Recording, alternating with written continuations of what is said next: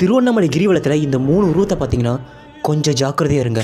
முதல் விஷயம் கேட்குறது கொஞ்சம் வினோதமாக இருந்தாலும் அது கருப்பு நாய். இந்த கருப்பு நாய் உங்கள் பின்னாடி கிரிவலம் முழுக்க அவங்க கூட சுற்றிட்டு வந்ததுன்னா கண்டிப்பாக அது ஏதோ ஒரு சித்தராவோ இல்லை சிவனடியரோ தான் இருப்பாங்களாமா. அந்த கருப்பு நாய் கிரிவலம் முழுக்க அவங்க கூட வரதுக்கான காரணம் சிவன் உங்களை கவனிச்சிட்ருக்காரு அப்படின்னு அர்த்தமா. இன்னொரு சைடு என்ன சொல்கிறாங்கன்னா, கிரிவலம் நீங்கள் வர்றது சிவனுக்கு ரொம்ப பிடிச்சிருக்கான், அதனால தான் நாய் உருவத்தில் உங்கள் பின்னாடி வர்றாராம். 2வது உருவம் பறக்கும் சித்தர். இந்த பறக்கும் சித்தர் திருவண்ணாமலையில் மட்டும்தான் இருக்காரு. அவர் மறைஞ்சு வாழ்ந்துட்டு இருக்காரு. இதை 2007ஆம் வருஷம் ஒருத்தர் பார்த்துருக்காரு, அவர் வீடியோ எடுத்துக்காரு. ஸோ அதுக்கப்புறமா அந்த சித்தர் யாருமே பார்க்கலையாமா. ஒருவேளை அந்த பறக்கும் சித்தர் உங்களால் பார்க்க முடிஞ்சா நீங்கள் ரொம்ப அதிர்ஷ்டசாலியாக இருப்பீங்க.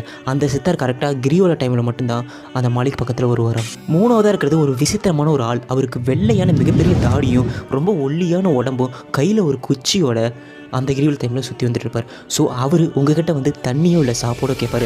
நீங்கள் அந்த தண்ணியோ சாப்பாடோ கொடுத்துட்டிங்கன்னா உங்களுக்கு ஒரு ருத்ராட்சத்தை கொடுப்பாரு. அந்த ருத்ராட்சை நீங்கள் வாங்கிட்டீங்கன்னா